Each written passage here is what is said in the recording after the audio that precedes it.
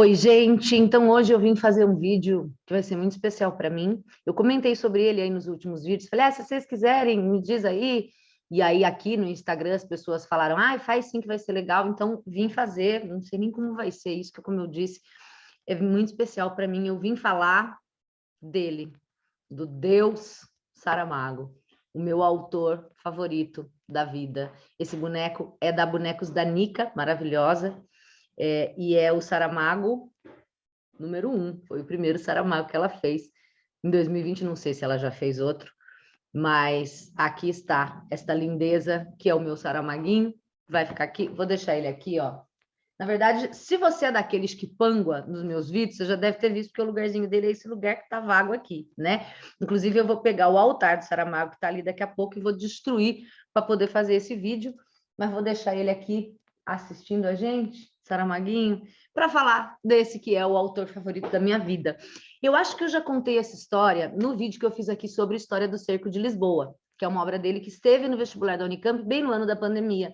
Então, ficou só um ano na Unicamp, caiu uma questão só.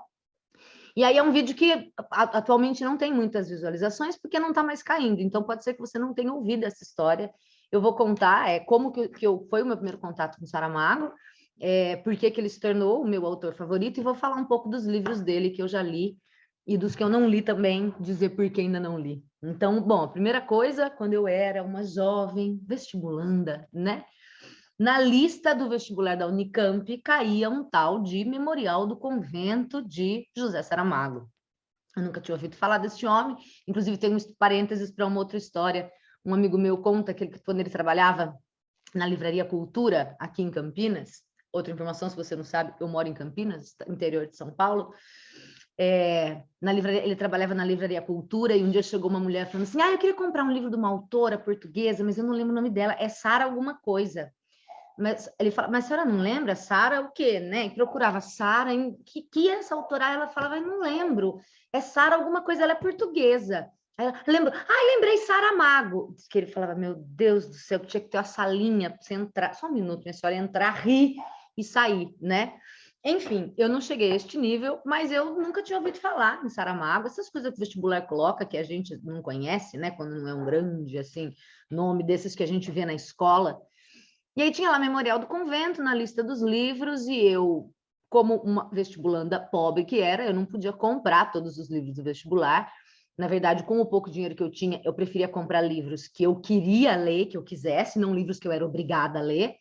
E aí, no cursinho que eu fazia, eu estudava período integral, porque eu fazia magistério, que é um curso que não existe mais, que a gente fazia para ser professora, para dar aula para criança. E se vocês quiserem, eu posso contar em outro vídeo, que eu tive essa fase. Mas eu estudava o dia inteiro e fazia cursinho à noite, né? E aí na biblioteca do cursinho tinha os livros e a gente podia pegar e ficar com eles, eu acho que era 15 dias, uma coisa assim. Aí fui lá, eu peguei o tal do Memorial do Convento de Saramago, que vou pegar para vocês verem, é esse aqui, este. Não era essa edição, claro, né? Essa edição eu comprei bem depois. Essa edição aqui eu comprei em 27/7/2009. Mas, enfim, era esse o livro. Nunca tinha ouvido falar, José Saramago, Prêmio Nobel de Literatura de 98. Nossa, que legal. Comecei a ler. Não entendi uma porra. Não entendi nada. Juro. Sabe quando vocês falam? Eu li e não entendi nada. Eu viro para vocês e falo, calma, gente, isso não é possível. Alguma coisa você entendeu. Pois é, alguma coisa eu tinha entendido, mas no resumo não tinha entendido era nada. Mas que caralho, o que está acontecendo que eu não entendo esse homem, gente, que esses parágrafos gigantes que já começa, o parágrafo, olha aqui, ele começa aqui, é um parágrafão na primeira página, aí tem outro, esses parágrafos gigantes, essas frases que não terminam, gente, não entendo nada. Fiquei 15 dias com o livro, comecei a ler, não entendi nada, chegou a hora de devolver na biblioteca do cursinho, eu fui lá, devolvi, sem ter lido, e foda-se. Aí passou um tempinho, não sei, um mês e meio, e a nerd em mim falando, Juliana, você tem que ler aquele livro, você tem que ler aquele livro. Voltei na biblioteca do cursinho, peguei o livro de novo, levei para casa, falei, vamos lá, né? Respirei fundo, vamos começar de novo. Comecei a ler de novo e, mais uma vez, eu não entendi nada. Puta que pariu, por que este filho da puta desse homem não escreve em português, gente? Não é possível. Eu leio esse livro e não entendo nada. Resultado, deu os 15 dias que eu tinha que devolver o livro, eu não tinha lido, devolvi o livro na biblioteca do cursinho. E aí passaram-se mais algumas semanas, E aí fui lá eu de novo, vamos lá, vamos tentar mais uma vez. E aí, quando eu cheguei para pegar o livro, a biblioteca do cursinho tinham, sabe Monstros S.A., que tem aquela secretária do Pincinê, assim, daquele oclinho assim, aquela monstrinha, né? Na biblioteca do cursinho era só isso, assim, era uma janelinha que ficava a pessoa que entregava os livros para a gente, era uma mulher, cujo nome não me lembro, e aí ela pegou, olhou a minha carteirinha e falou assim para mim, é a terceira vez que você está levando esse livro, né? Eu falei, é. Ela falou, você está lendo e não está entendendo nada, né? Eu falei, é. Aí parece que o céu se abriu, e desceu uma luz, e ela virou para mim e falou assim, leia até a página 30. Eu não lembro se era 30, se era 25, enfim, ela falou uma página X. Leia até a página 30. Mesmo sem entender, não pare, continue lendo. Aí passou o momento mágico, eu falei, tá bom. Peguei, levei para casa e vamos lá, até a página 30, né? Eu quero chegar na 31 para voltar lá e falar para esta filha da puta, não entendi ainda, tentei e não consegui. Vamos lá. Começar de novo. Dom João, quinto do nome, na tabela real. Filha da puta, não dá para entender nada. Irá esta noite ao quarto dessa mulher. Ai, filha da puta, por que essa menina escreve direito? E fui. Fui lendo, lendo, e ao mesmo tempo que eu li, eu pensava, não tô entendendo nada. Ai, que página que eu tô? Ai, é 13 ainda? Não entendo nada desse homem. Que saco, eu quero chegar na 31. Só para chegar para ele e falar, ali não entendi. Que saco. E fui lendo, e fui lendo, e fui lendo. E a mágica se fez. Chegou uma hora que eu não sei te explicar, eu passei, quer dizer, hoje eu sei, e eu vou te explicar, eu passei da tal da página 31 e comecei a gostar da história, e não só gostei, mas achei incrível, achei lindo, meu Deus, que livro incrível, meu Deus, quem que é este homem, este tal de Saramago, que maravilha é isso? E aí resolvi ler outras coisas dele, e foi assim, lendo outras coisas dele, que eu descobri que Saramago era o meu autor preferido da vida. Esse foi o primeiro livro que eu li dele, Memorial do Convento, que sim, eu já reli depois, e tenho vontade de reler de novo. Eu abri aqui agora com vocês, eu li, né, o começo da primeira frase, e falei, ai, que gostoso, que vontade. E eu acho que tem isso também um pouco, né? Quando a gente relê um livro que a gente leu há alguns anos ou há muitos anos e que a gente gostou bastante, ler de novo esse livro é como encontrar de novo com um velho amigo que você não vê há muito tempo, né? É como reencontrar esses personagens e reler a história deles e perceber isso de um jeito diferente, porque cada vez que a gente relê, a gente percebe de um jeito diferente. É isso, é encontrar de novo um velho amigo, né? Pretendo encontrar esses amigos em breve, se Deus quiser. Quero ler de novo o Memorial do Convento, que foi, afinal, o meu primeiro Saramago, então um livro muito importante. Coisa fofa da mãe. Bom, eu vou falar um pouquinho sobre ele, mas foi dessa maneira. E aí é isso que eu acho importante, e que eu já falei no outro vídeo aqui. Se o Saramago não caísse na Unicamp, eu não sei se eu teria lido, se eu teria descoberto que existia um cara chamado Saramago e que... Aí você vai falar, nossa, mas Saramago é conhecido. Não sei, mas talvez você que esteja assistindo esse vídeo vestibular nunca ouviu falar dele, porque ele não cai no vestibular, né? Porque ele não é muito falado nas escolas e nem na mídia mais, agora que Saramago já faleceu.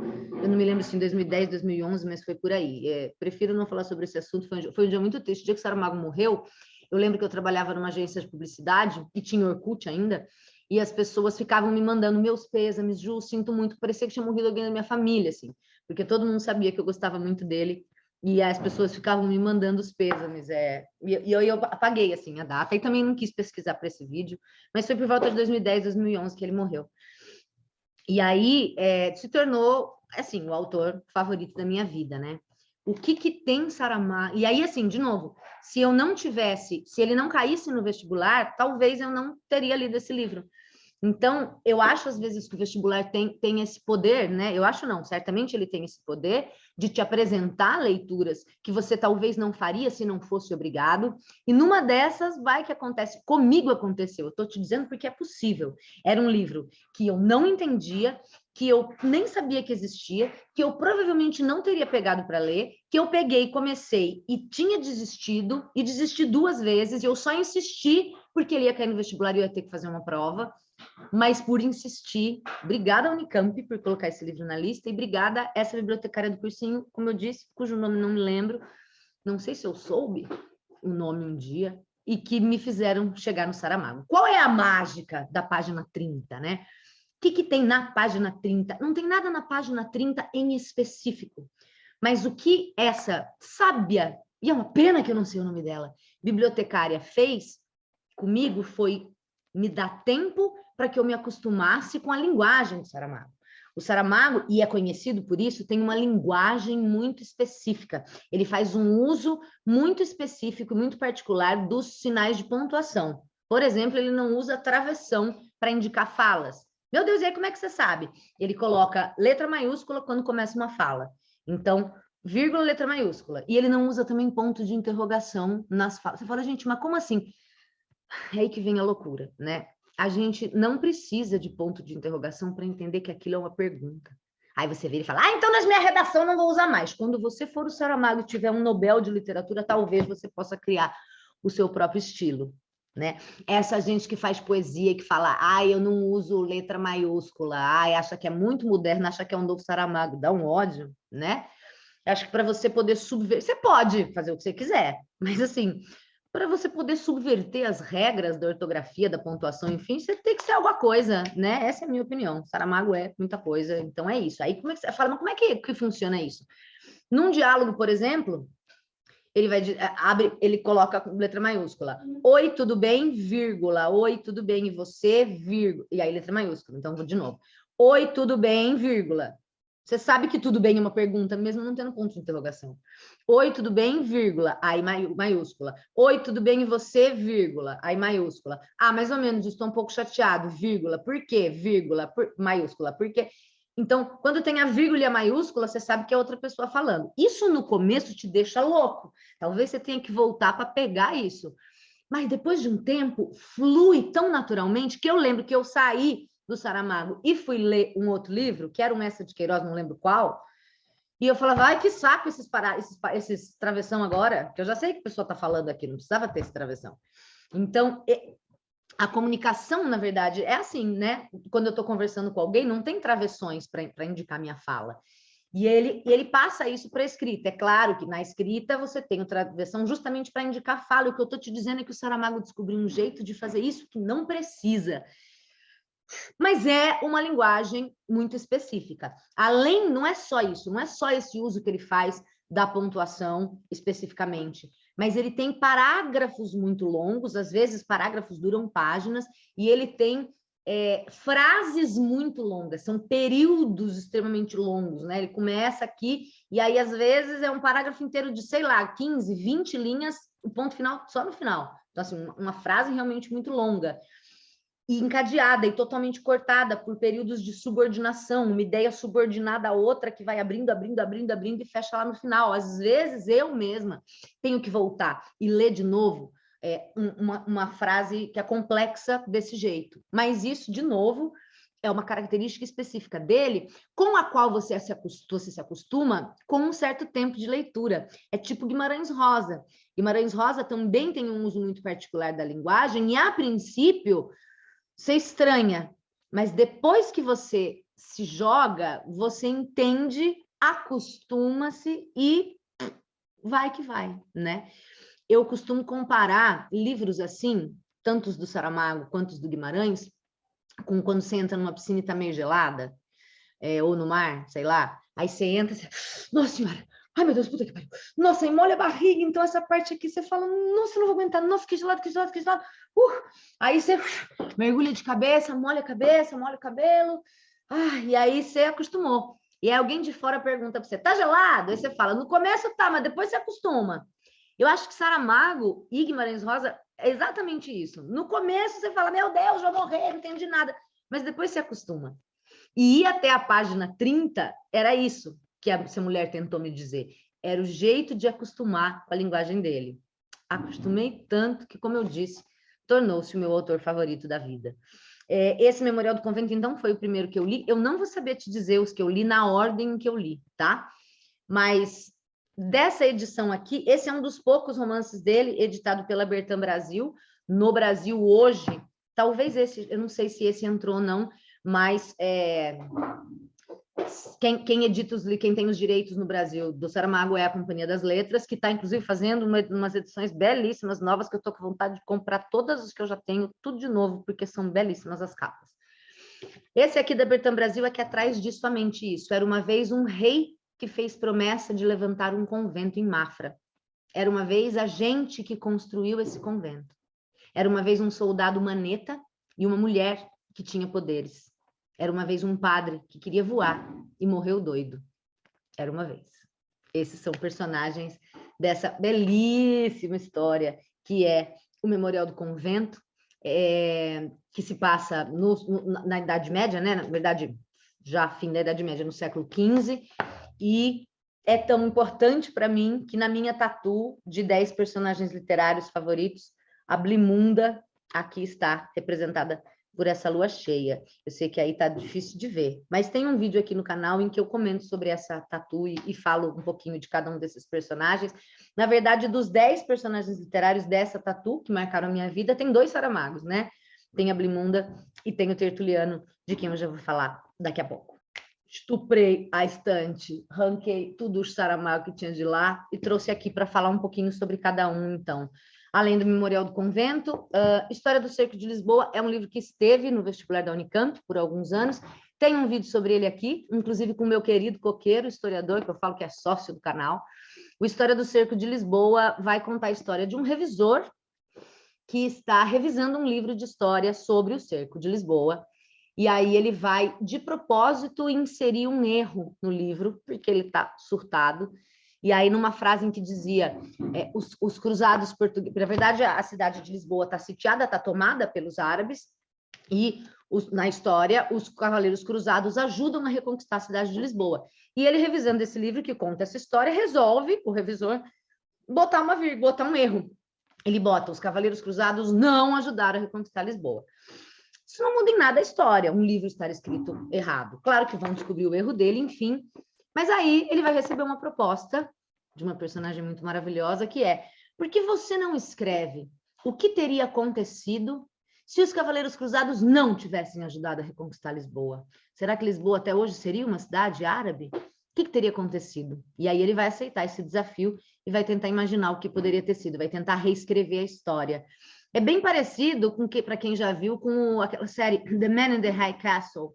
Eu nunca assisti, mas parece que é isso, né? O que teria acontecido se a Alemanha tivesse vencido a Segunda Guerra. Então, é uma história mais ou menos por aí. Eu sou apaixonada, acho incrível. Um livro, é um dos maiores dele, assim, em termos de extensão, romance grosso, né? Que caiu na Unicamp só por um ano e já se foi. Ah, eu não vou falar das datas, né? Esse aqui eu comprei em 1º de setembro de 2009. Acho que foi uma época que eu comprei vários Saramagos, pelo visto. Depois eu tenho a edição de bolso do Evangelho segundo Jesus Cristo, que é um dos seus livros mais polêmicos. Saramago, para quem não sabe, era ateu. Ah, esse eu ganhei. Apenas Jesus para te guiar por este mundão de ninguém. Amém. Com carinho, time Canadá. PS, nesse você pode colocar o seu nome, Inverno de 2015. Por estar time Canadá, eu provavelmente ganhei quando eu trabalhava na IBM, das pessoas a gente trabalhava num time do Canadá, e talvez tenha sido deles. Olha que coisa, gente, não lembro, mas deve ter sido do time inteiro, se não tem assinatura de uma pessoa só. O Evangelho segundo Jesus Cristo, como eu disse, é um dos livros mais polêmicos do Saramago. Saramago é ateu e comunista, mas entende de religião muito, né? Não é porque ele é ateu que ele não entenda. Tem uma cultura invejável e muito profunda, mas esse livro ficou famoso pela polêmica, porque ele começa descrevendo uma relação sexual entre José e Maria, da qual Maria engravidará, e aí nascerá Jesus. Você pode imaginar o quanto ele causou, né? Como eu disse, polêmica. Mas, enfim, é um livro belíssimo e eu sou suspeita para falar, né? Então, esse aqui eu ganhei em 2005. Esse aqui, Ensaio sobre a Lucidez, ele vem na esteira do Ensaio sobre a Cegueira, que talvez seja o livro mais famoso do Saramago, principalmente depois que foi filmado, né? Que virou filme. Fernando Meirelles, maravilhoso diretor, mas é uma produção, uma coprodução, né? Uma produção internacional. O Mark Ruffalo faz o personagem principal. Mas o meu livro Ensaio sobre a Cegueira, que é óbvio que eu tenho, não está aqui porque emprestei para Mames. Minha mãe disse que queria ler Saramago, eu emprestei para ela, porra, acho que já vai fazer um ano. ela não só não me devolveu, como ainda não leu, mas enfim, está com ela. O ensaio sobre a cegueira, maravilhoso, imagino que talvez seja, como eu disse, né, o que vocês mais conheçam, é sobre uma misteriosíssima cegueira branca, as pessoas, e contagiosa. Primeiro, um personagem do nada está fazendo a vida dele, na verdade está dirigindo, e ele, pum, começa a ver tudo branco. Ele não sabe o que aconteceu, e aí ele chega em casa, ele vai para o médico, e aí ninguém sabe o que aconteceu, e aí o médico pega a cegueira, e ele vai para casa, a mulher dele pega a cegueira, e quem tem contato com quem tem essa cegueira vai ficando cego também. Em pouco tempo, toda a população desse país está cega com essa cegueira branca. E aí é uma obra quase distópica, né? Porque o que acontece quando ninguém mais enxerga e o que essas pessoas que não enxergam pela doença ser contagiosa, elas vão ser encarceradas, e aí a gente vai acompanhar o desenrolar disso, mas tem uma personagem que misteriosamente não fica cega, e ela é os nossos olhos para essa história que é, mano, vai tomar no cu de sensacional e muito maravilhosa, né? Anos depois, o Saramago escreve um ensaio sobre a lucidez. Esse livro aqui eu comprei em 4 de abril de 2005, e ele vai retomar essa história, mas a história de um país em que, misteriosamente, nas eleições, todo mundo vota em branco. Ele vai brincar com a ideia da cegueira branca, com a ideia do voto em branco. Eu acho que talvez seja um livro interessante para ser lido aí, tão próximo das eleições, né? O Saramago tem, como eu disse, uma pegada muito política, né? E nesse livro isso acontece bastante, tá? O Conto da Ilha Desconhecida é um continho. É que essa luz está zoada, né? É um conto, é um livro bem pequenininho mesmo, com uma diagramação super espaçada, tem algumas imagens também, né? Ele é um conto, assim, eu já digitei isso para trabalhar com alunos, ele dá poucas páginas, mas é um conto belíssimo, o Conto da Ilha Desconhecida, sobre a história de um cara que vai pedir para o rei um barco, porque ele quer encontrar a ilha desconhecida, e o rei diz para ele, mas todas as ilhas do mundo já são conhecidas, e ele diz, não, eu quero ir atrás da ilha desconhecida, e é, porra, muito, apesar de tão pequenininho, extremamente profundo e muito maravilhoso. A Caverna, eu por um tempo fiquei na dúvida, se você me perguntar qual é o livro do Saramago que você mais curte, que você mais gosta de todos, eu não sei dizer. A Caverna já esteve entre os que eu achei candidatos a meus preferidos. Ele também é um romance mais longo. Esse eu já trabalhei em escola, né? E aí, quando eu trabalho em escola, ele está todo riscado, rabiscado. Dá para ver aí? Aqui. Riscado, rabiscado, maravilhoso, incrível, sensacional. A Caverna vai contar... Foi uma história que... Não sei explicar porquê, né? Dessas coisas que Saramago tem. Mexeu muito comigo a primeira vez que eu li. Depois eu reli com os alunos. Esse aqui eu comprei em 27/7/2009. Foi um dia que eu fui na Cultura e comprei vários Saramago que eu não tinha. A Caverna vai contar a história de uma família de oleiros que fabricam utensílios de barro para vender e que vão ficar... Eu vou voltar. A Caverna conta a história de uma família de oleiros que fabricam utensílios de barro para vender e que vivem disso, mas que vão ser engolidos pelo surgimento de produtos feitos em grande escala. Eles são artesãos, mas produtos em grande escala, e ninguém mais quer comprar prato, tigela e copo de barro, porque existem agora os de plásticos, de inox, de metal, enfim. E aí eles vão ter que inventar outras coisas para conseguir sobreviver. É uma família de um pai, a sua filha e o marido da filha, e... Obviamente, teremos referências à Caverna de Platão, tá? Se você curte o rolê mais da filosofia, a Caverna é o seu livro. Se você tem uma pegada mais política, o ensaio sobre a lucidez é o seu livro. O que eu ia dizer sobre a Caverna... Saramago tem uma coisa. Em alguns dos seus romances, na maioria deles, na verdade, a gente sempre tem uma figura canina. E os cachorros na obra do Saramago são todos sensacionais, com personalidade, com importância para a história. Se você é a dog person, né? Você é a pessoa que gosta de cachorros, nas histórias do Saramago sempre tem cachorros incríveis e sensacionais. Caim, esse aqui eu comprei em 24 de dezembro de 2009, e esse livro foi publicado em 2009, né? Foi um dos últimos romances publicados pelo Saramago, ele é um pouco mais curto, mas, gente, aqui Saramago está como é que eu vou te dizer? Ele tá cagando pro mundo, sabe? Já sou Nobel de Literatura, já sou consagrado, que se foda. Ele vai ter umas passagens tão polêmicas. Eu acho que ele pega a polêmica do Evangelho segundo Jesus Cristo e amplifica isso aqui no Caim, recontando episódios bíblicos do seu jeitinho. Cara, muito, muito. Eu lembro de ler e falar, gente, esse velho enlouqueceu. Adoro, Caim. O Ano da Morte de Ricardo Reis é um livro que eu comprei em 12 de maio de 2007. Lembro que li na época e não achei muita graça, e eu reli muito recentemente. Eu não lembro agora se foi 2020 ou 2021. É um calhamaço também, é um dos grossões dele, em que ele vai dizer o que acontece com Ricardo Reis, heterônimo do Fernando Pessoa, né? Quando Fernando Pessoa morre, ele já tinha matado Alberto Caeiro, mas Ricardo Reis ainda estaria vivo. E aí o Saramago vai contar o que acontece com Ricardo Reis e vai falar sobre o ano da sua morte. Então,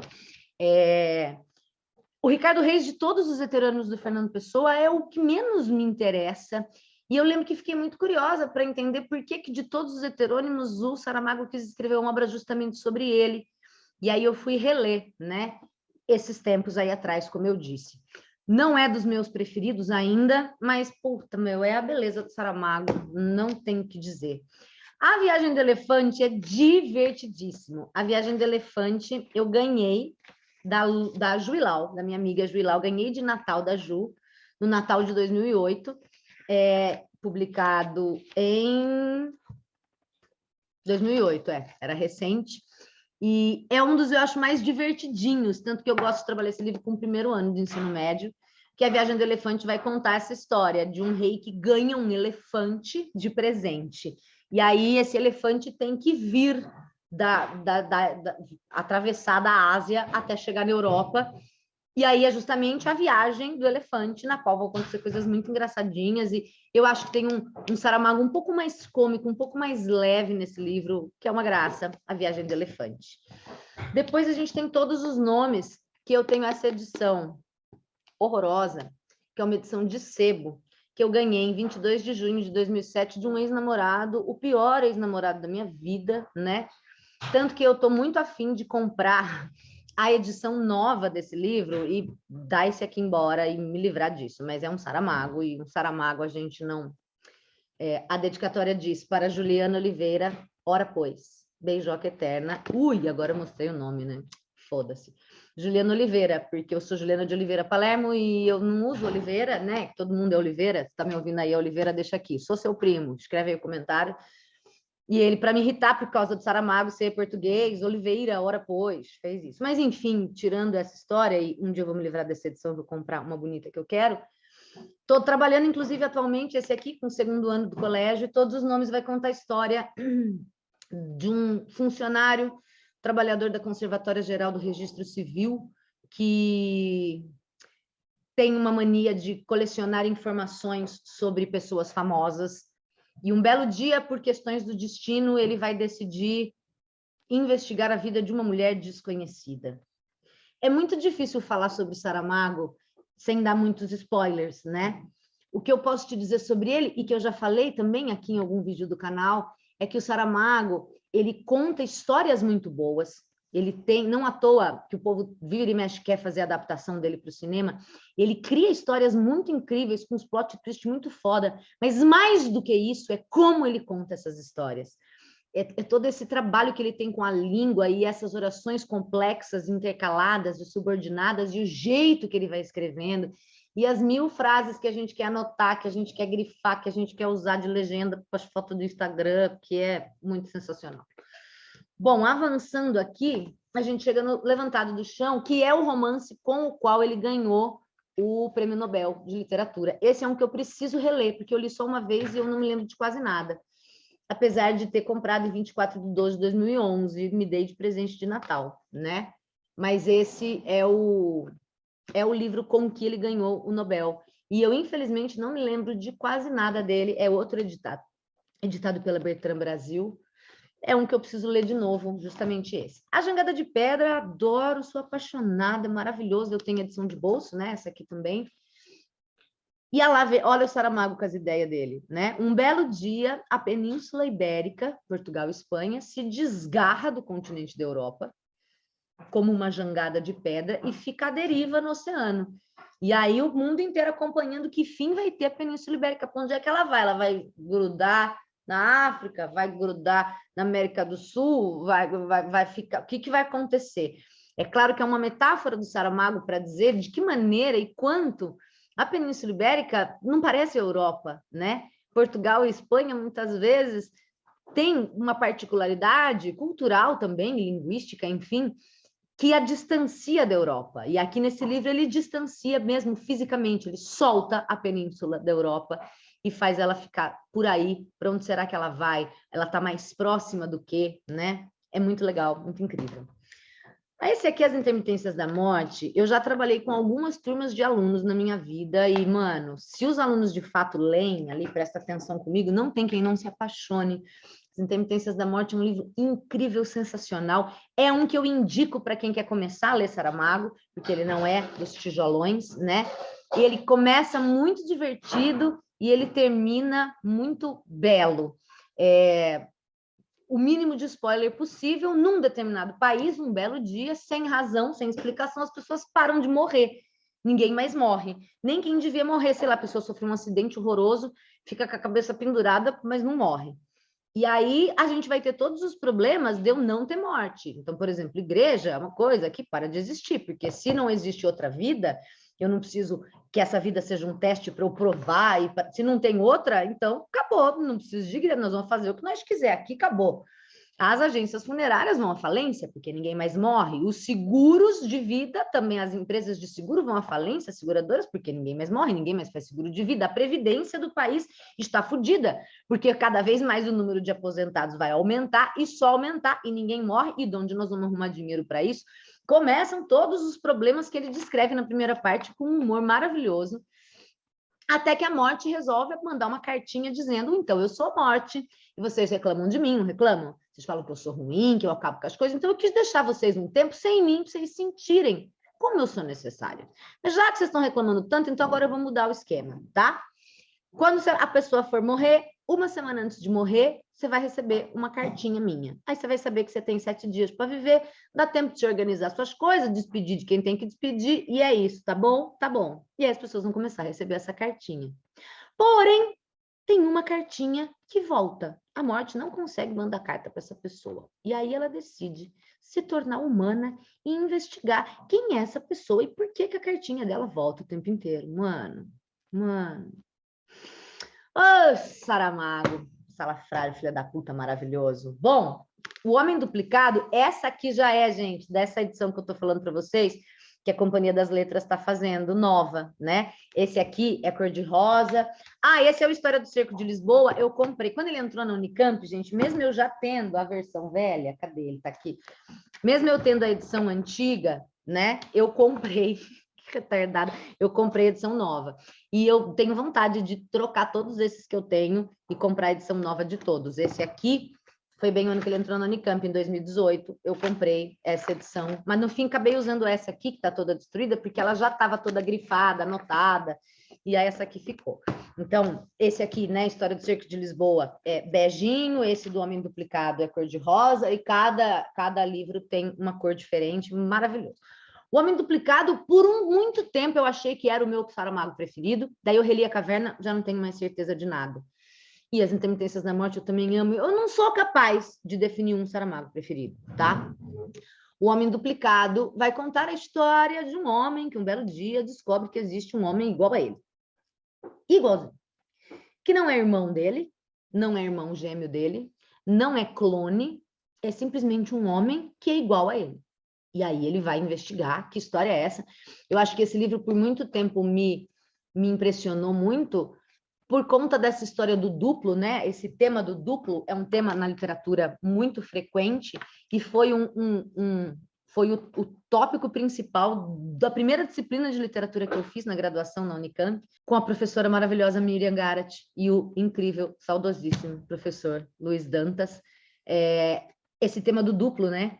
A sua identidade, né? Essa coisa que nos define, bem ou mal, para todas as incertezas do mundo, eu sei que eu sou eu. E aí, de repente, tem uma pessoa que é igual a mim, como é que eu lido com isso, né? Fizeram um filme do Homem Duplicado, que é uma bosta, inventaram um monte de coisa cagada, não assista, por favor, tá? O livro é incrível, o filme é uma bosta. E aí, chegando ao fim aqui, eu tenho o Claraboia. O Claraboia foi um livro que foi publicado depois da morte do Saramago, né? Aqui, ó, na ficha catalográfica, ele foi publicado em 2011, tá? E eu comprei em dezembro de 2011. Mas é um romance inacabado do Saramago, tanto que, olha que coisa incrível, ele tem travessões, tá? Foi aquilo, né? Na esteira de tentar aproveitar, né? Olha, um Saramago inédito, enfim, e foi lançado. Desculpa, eu acho que não é um romance inacabado, não. Acho que é um romance que ele não tinha publicado em vida, e os personagens deste notável romance de Saramago, escrito na década de 50 e até agora inédito, compõem um hábil contraponto. Então é isso, era inédito, nunca tinha sido publicado, e não tem, assim, é um Saramago, óbvio, mas não tem essa inovação que ele vai fazer na linguagem, né? Então, ele não tinha publicado, e aí depois que ele morreu, publicaram. Eu li, mas é outro que eu preciso reler, porque eu não lembro dele. E depois de um tempo ainda, ó, esse aqui, eu comprei em outubro de 2014, Saramago já tinha falecido, né? 2014 é a publicação. Esse sim é um romance dele inacabado. E, meu Deus, que tristeza! Alabardas, Alabardas, Alabardas, Alabardas, é o nome do livro. Espingardas, Espingardas. Foi assim, é um Saramago inacabado, tá? Ele começou a escrever e não terminou. Começa na página 9, o romance em si, né? E fecha na página 57, com ilustração no meio. Então, assim, são tipo menos de 50 páginas de texto. É o início de um romance, e a hora que acaba você fala, não, por que esse homem morreu e não continuou, né? Claro que aí para ganhar dinheiro o povo botou uns textos e tal e acabou lançando, mas, puxa, ler um Saramago inacabado é de cortar o coração. Eu tenho aqui outros 5 que eu não li ainda. Eu não sei se você já assistiu ou já ouviu falar tá tampando ele, né? De uma série chamada Lost, que fez muito sucesso, principalmente pelo fim, que as pessoas não gostaram e até hoje reclamam do fim de Lost. Se você procurar muito, você vai encontrar um vídeo sobre isso aqui no canal, em que eu falo sobre o fim de Lost. Lost, por muito tempo, foi minha série favorita. Tem um personagem do Lost, que é o Desmond, e que era apaixonado por Charles Dickens. E ele tinha lido tudo que tinha para ler do Charles Dickens, menos um livro. E aí perguntavam para ele, por que você não leu todos? Você leu todos dele, não leu esse? E ele fala, porque esse aqui eu quero ler, eu quero que seja a última coisa que eu leia antes de morrer. Quando eu estiver bem velhinho e eu estiver achando que eu vou morrer, aí eu vou ler esse livro. E é louco, né? Porque tem uma cena da série que ele acha que ele vai morrer num negócio acontecendo, tipo um terremoto, mas não é exatamente isso, enfim, e ele vai desesperado e a primeira coisa que ele faz é pegar o livro, e ele abre o livro, e com o mundo caindo, ele começa a ler, né? É muito louco. Não é isso, não tô deixando os Saramagos que eu ainda não li para ler antes de morrer. Mas é porque, porra, é isso que eu falei quando eu falei desse inacabado. Lê um Saramago que você não leu ainda. É claro que reler é encontrar com o velho amigo, mas ler um que você não leu ainda é tão massa. E aí eu tenho vários que eu não li ainda, né? Então eu vou relendo os que eu já li, ao invés de ler os que eu ainda não li, para ir guardando isso, sei lá, muito louca. Esse é um que eu ainda não li, tá aqui novinho, que farei com este livro, é o nome dele, eu comprei em 2017, ainda não li, que é uma peça de teatro de Camões, sobre Camões tentando publicar os Lusíadas. Eu gosto dessa conversa, né? Assim como a gente tem no O Ano da Morte de Ricardo Reis, você ter o grande nome, né, Saramago, reescrevendo ou escrevendo sobre o grande nome que é Fernando Pessoa, do começo do século XX, e aqui você tem o grande nome da literatura portuguesa, Saramago, do século XX também, falando sobre o grande nome da literatura portuguesa do século XVI, que é Camões, né? Mas é uma peça teatral, né? E eu ainda não li. Também não li As Pequenas Memórias, que são textos, não é um romance, né? São textos em que o Saramago conta sobre memórias da vida dele mesmo, tá? Que eu ainda não li. Objeto quase, se eu não me engano, são contos, são contos do Saramago, que eu, mano, não tive coragem de ler. Esse aqui eu comprei também em 2018. Esse, As Pequenas Memórias, eu comprei em 2018 também. Essa leva que eu comprei em 2018, eu ainda não li. Viagem a Portugal, do Saramago, eu também ainda não li. Esse é um calhamação que eu comprei em 2018, todos no mesmo dia, tá? Publicado originalmente em 1990, numa versão expandida que incluía material fotográfico, Viagem a Portugal transformou-se em 95 num livro só de texto. É uma viagem que o Portugal faz, que Saramago faz, deslocando-se no tempo e no espaço, de Lisboa ao Alentejo, entre o Algarve e Trás-os-Montes. Saramago faz a viagem dos sonhos de todas as pessoas que um dia quiseram conhecer a terra em que nasceram. Eu ainda não li. E o último é O Caderno do Saramago, publicado em 2009, que eu comprei em 2017, em abril, e são textos do Saramago, se eu não me engano, publicados na internet. Eu acho que é isso. Eu acho que são textos dele publicados na internet, mas também não me lembro. Então tem... E tem outros dele que eu não tenho, tá? Aqui tá faltando o ensaio sobre a cegueira, que tá com a minha mãe, mas eu acho que tem alguns dele, não só que eu tenho e não li, como esses 5 aqui, mas tem alguns dele que eu acho que eu ainda não tenho. E esses outros aqui são livros sobre o Saramago, tá? Não, não cai tudo não, pelo amor de Deus. Espera aí, gente, corta. Eu destruí a minha estante para gravar esse vídeo para vocês. Vocês me valorizem e pelo menos curtam aqui e comentem. Esses livros aqui são livros, como eu disse, sobre o Saramago, tá? Esse aqui eu comprei numa Bienal do Livro, se eu não me engano. Não pus data, gente? Eu sempre ponho. Olha, eu acho que eu nem pus data. Eu comprei em alguma Bienal ou alguma feira, assim, coisa que eu paguei R$10, José Saramago. Tudo provavelmente são ficções, mas a literatura é vida. É um livro da Eula Pinheiro falando sobre o Saramago, tá? Mas eu não li. Aliás, desses aqui, eu não li nenhum. Eu tenho um pouco dessa coisa de, como eu disse, de ficar relendo os Saramagos que eu já li, ao invés de ler outras coisas, né? Esse aqui, Conversas Inéditas de José e Pilar, Miguel Gonçalves Mendes. Pilar é a esposa do Saramago, que está viva e comanda a Fundação Saramago. Todos os livros dele são dedicados para ela, eu acho isso tão lindo. Todos os livros do Saramago têm epígrafes, né? E são dedicados a Pilar. Você pega esse aqui, As Intermitências da Morte.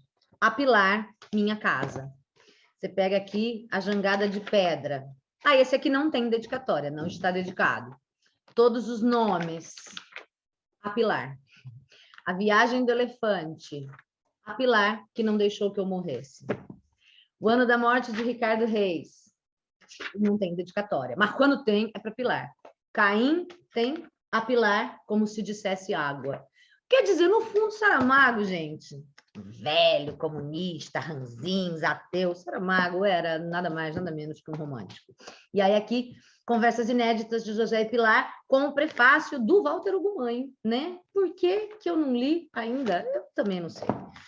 Aí temos esse... Ai, droga, eu pus para cá, eu tô perdida nas pilhas dos livros, gente. Esse, Biografia do Saramago, que eu também não li, tá? João Marques Lopes. Eu não sei, eu acho que eu fico querendo, assim, um mês de férias para eu ler tudo isso de uma vez só, sabe? Ou um ano sabático, não sei. É uma coisa que eu não quero ter que dividir a atenção com outras coisas quando eu parar para ler isso, sabe? Tem esse livro belíssimo, José Saramago e Jorge Amado, com o Mar por Meio, uma amizade em cartas. José Saramago e o Jorge Amado, olha que os dois velhos, que gracinha, gente. Eles eram amigos. E esse é um livro das cartas que eles trocaram, com fotos belíssimas dos dois. E é isso, são as cartas. Um manda carta, o outro responde carta, um manda carta, outro responde carta, com ilustrações, uma edição belíssima. Da Fundação José Saramago mesmo, não, da Companhia das Letras, e que eu ainda não li. E este aqui eu ganhei de presente da Marcela Abud, ou Marcela Rosa, que participou dos vídeos da falência aqui no canal. A Marcela estudou Saramago, agora eu não vou lembrar se foi na iniciação científica dela, eu acho que foi, e ela sabe que eu sou apaixonada por Saramago, e ela me deu, olha que preciosidade, esse dicionário de personagens da obra de José Saramago. Ganhei da Marcela em 14 de maio de 2020. Provavelmente foi de aniversário, porque meu aniversário é 7 de maio. E ela me deu, e é um dicionário das personagens. Vai falar sobre as personagens desses romances todos que eu falei para vocês e falar um pouquinho sobre eles. Preciosíssimo, né? Tem um outro, viu, gente, que eu peguei aqui, que é as palavras. Esse aqui eu comprei também, acho que numa Bienal, alguma coisa assim. Na Bienal de 2018, As Palavras de José Saramago, Organização e Seleção de Fernando Gomes Aguilera. Catálogo de reflexões pessoais, literárias e políticas, elaborado a partir de declarações do autor recolhidas na imprensa escrita. Que eu também não li. Também é um livro de referência sobre o Saramago, mas não especificamente escrito por ele, tá? Eu acho que, para finalizar, quando você me pergunta por que Saramago, se eu não li tudo dele ainda, né? Eu acho que o jeito que ele escreve é isso, assim, ele conta histórias muito boas. Eu sou uma leitora que gosta de ficção, eu gosto de histórias e de boas histórias, né? Mas além dele contar histórias muito boas, ele conta muito bem as histórias que ele conta. Então, o domínio da linguagem dele, o jeito com que ele coloca as ideias é de fuder, assim. E a profundidade das reflexões a que ele leva a gente, mano, não tem, sabe? Não sei, não consigo explicar. Saramago é daqueles livros que eu tô lendo e de repente eu tenho que parar e fazer... Puta que pariu, sabe? Parar e pensar sobre o que ele está falando, o que ele está fazendo, refletir sobre que coisa mais maravilhosa que ele falou, como que eu nunca pensei nisso, ou como que ele falou uma coisa que eu sempre pensei, mas nunca soube colocar em palavras. Não tem e nunca vai ter outro Saramago, né? As pessoas ficam procurando comparações. Eu gosto muito do Walter Ugumãe, contemporâneo, nosso, vivo, português, entendo as comparações, até um pouco em termos de linguagem, gosto de Walter Ugumãe, mas, mano, Saramago é Saramago, né? E ele fala comigo de um jeito que nenhum outro autor fala nunca. E eu não gosto do jeito de nenhum outro autor como eu gosto do jeito que Saramago fala comigo, do jeito que ele conta as histórias e das histórias que ele conta. Só para vocês terem um gostinho, uma noção, no vídeo do História do Cerco de Lisboa, eu leio alguns trechos, leio com o Coqueiro, inclusive, né?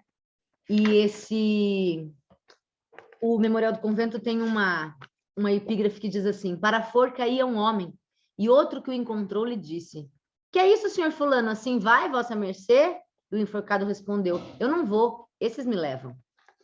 Essa é a epígrafe, uma das epígrafes, né? E daí, só para vocês entenderem o que eu falei em termos de linguagem, o Memorial do Convento começa assim: Dom João, quinto do nome na tabela real, irá esta noite ao quarto de sua mulher, Dona Mariana Josefa, que chegou há mais de 2 anos da Áustria para dar infantes à coroa portuguesa e até hoje ainda não emprenhou. Já se murmura na corte, dentro e fora do palácio, que a rainha provavelmente tem a madre seca, insinuação muito resguardada de orelhas e bocas delatoras que só entre íntimos se confia. Que caiba a culpa ao rei nem pensar. Primeiro, porque a esterilidade não é mal dos homens, das mulheres sim. Por isso são repudiadas tantas vezes. E segundo, material prova, se necessária ela fosse, porque abundam no reino bastardos da real semente, e ainda agora a procissão vai na praça. Além disso, quem se extenua a implorar ao céu um filho não é o rei, mas a rainha, e também por 2 razões. A primeira razão é que um rei, ainda mais se de Portugal for, não pede o que unicamente está em seu poder dar. A segunda razão, porque sendo a mulher naturalmente vaso de receber, há de ser naturalmente suplicante, tanto em novenas organizadas como em orações ocasionais. Mas nem a persistência do rei, que, salvo dificultação canônica ou impedimento fisiológico, 2 vezes por semana cumpre vigorosamente o seu dever real e conjugal. Nem a paciência e humildade da rainha, que, a mais das preces, se sacrifica a uma imobilidade total depois de retirar-se de si e da cama o esposo, para que não se perturbem em seu gerativo acomodamento os líquidos comuns, escassos os seus, por falta de estímulo e tempo, e cristianíssima retenção moral, pródigos os do soberano, como se espera de um homem que ainda não fez 22 anos, nem isto nem aquilo fizeram inchar até hoje a barriga de Dona Maria Ana. Mas Deus é grande.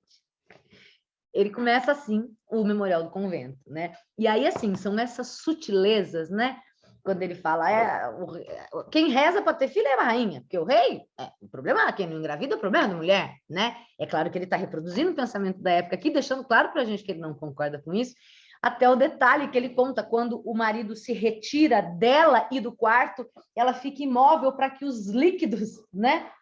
Para que o esperma ali não saia, para que ela engravide, os líquidos que são tão poucos dela por falta de estímulo e tempo e pela cristandade, né? Ela não tem uma lubrificação, porque o rei não se incomoda com isso, e ela também é muito cristã, ou seja, ela não tem prazer nenhum ali, né? Mas os do rei estão ali, são vigorosos, porque afinal de contas ele não tem nem 22 anos, é o vigor da juventude, e ela fica ali paradinha, mas apesar disso ainda não engravidou. Olha quanta coisa num único parágrafo, e esse vídeo já está muito grande, eu poderia falar mais ainda sobre este único parágrafo.